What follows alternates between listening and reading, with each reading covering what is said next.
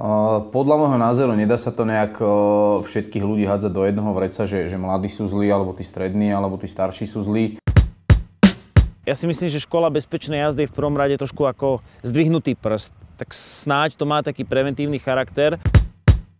Ešte nezažili ten pravý stres za volantom, tú situáciu, kedy sa človek fakt zlakne a teda možno mu ide dokonca o život a majú veľkú odvahu a veria tým autám. Hlavná inšpirácia bolo vlastne zistenie, ako sú na tom prvovodiči, ľudia, ktorí absolvovali nedávno autoškolu, ale zároveň chcel som si to aj porovnať s takými, ktorí už jazdia dlhšie. Robil som si vodičský v Lučenci, mám 17 rokov a skončil som ho pred 3 mesiacmi. Najazdil som okolo 1000 km a asi raz za týždeň si zajazdím. Skúšal som pred vodičákom, trošku mi to nešlo, tak preto som sa prihlásil aj do autoškoly, aby ma tam naučili poriadne šoférovať. Tomáša naozaj v autoškole naučili pracovať s volantom. Prvý slalom absolvoval bez prehmatávania a jeho ruky boli tam, kde mali byť.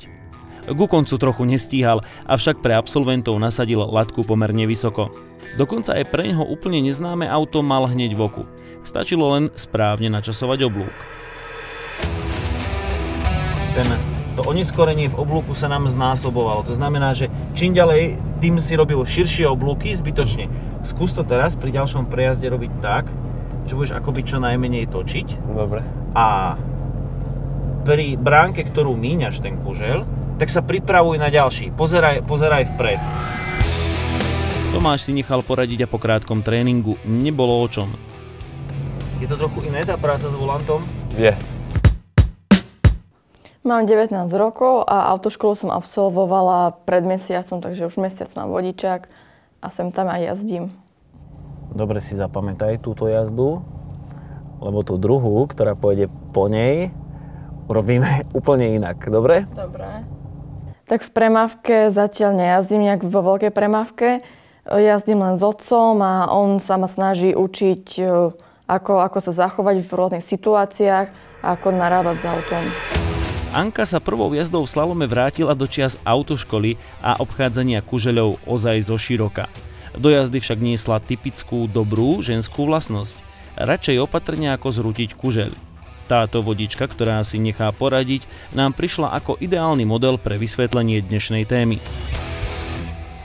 Volant budeš držať takto o 3/4 a tento slalom sa dá prejsť, že budeš iba takto točiť. To znamená, nebudeš robiť zbytočnú dráhu ako teraz sme tak chodili, ako keď sa začína autoškola, že strašne ďaleko tých kuželov, dá sa ísť bližšie. Ide mi o to, aby tá stopa nebola taká pozalamovaná, ale aby to bolo ako keby sa pomedzi tie kužele plazil had.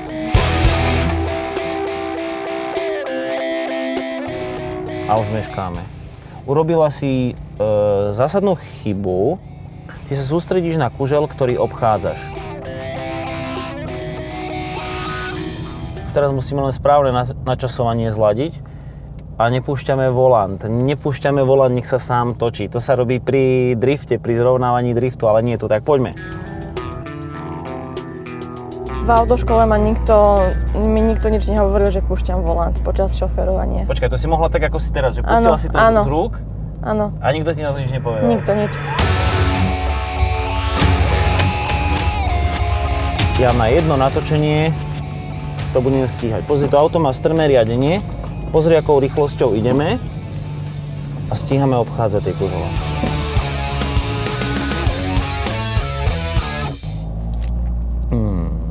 Už toč. Zatoč, neboj. Tak.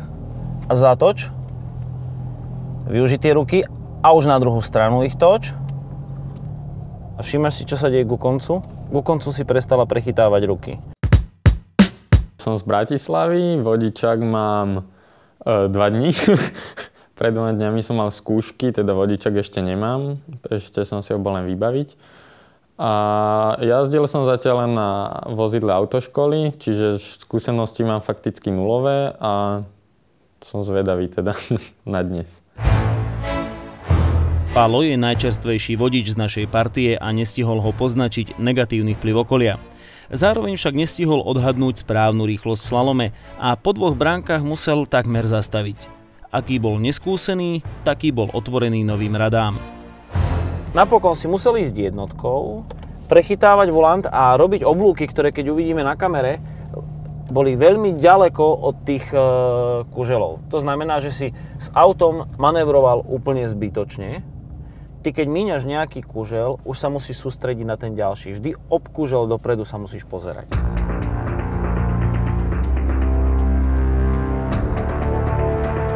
Palo v priebehu 5 minút vymenil sám seba. Teraz mi povedz, či ten slalom prešiel inak. Úplne. Cítil si ten rozdiel? Hej, už som to ja ovládal a neovládal auto mňa. Ja mám pocit, že idem s iným šoférom ten slalom. Ja sa bojím, že to zadkom chytím. A takto sa volant nepúšťa. Nie. Vždy to povinne odtrénovať. Volantom, keď točíš tak, keď sa ti prekrížia ruky, vtedy túto prechytávaš a ideš takto ďalej. No okej. Čiže zase ideme takto, no už sme na konci, ale teraz ideme hop, hop. Ja na 2 prechytenia volantu mám zo stredu do krajnej polohy úplne s rezervou. Čiže skús vytočiť na tú stranu. Tak. Tak. A už ti to ani raz nevydal, lebo si na konci. Vôbec žiadne ručkovanie. Toto by už ale vodič mal vedieť, že takto vlastne inštruktor autoškoly by mal mať podľa mňa paličku a byť po rukách, keď to takto nikto neotáča. Takto nás to učí, ale síce, ale... ale si na to zabudol. No. Dobre, tak jednotka a ideme ešte raz si dať ten slalom. Ja mám 32 rokov, mám už 7 rokov vodičský preukaz a stihol som najazdiť niečo cez 100 000 kilometrov. Tak keby som mal na seba napísať nejaký posudok, tak by som sa charakterizoval ako opatrný vodič, ktorý sa snaží dodržiavať odstup, ktorý sa snaží predvídať situácie a ktorý už neriskuje toľko, ako keby som bol úplne čerstvý vodič. Karol je učebnicovým príkladom vodiča po 7 rokoch. Kilometrami sa vyjazdil, avšak má zlé návyky v ležernom posede a prehmatávaní volantu. V tejto nekrízovej disciplíne bolo vidieť istý náskok oproti začiatočníkom, lebo išiel pekne. Zároveň nám pomerne dlho trvalo, kým sme Karola donútili jazdiť slalom bez prehmatávania volantu. Úvod do našej videoautoškoly nám jasne ukázal, že po získaní vodičáku treba zdokonaľovať prácu s volantom. Ak začínate, držte ruky čo najdlhšie na správnom mieste a zbytočne volant neprehmatávajte. Rozdiel v jazde bez mykania pocítia aj spolujazdci. Narábanie s volantom je základ plynulej jazdy.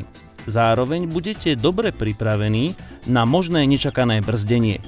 Prvý krízový moment s novými vodičmi nás čaká na budúce.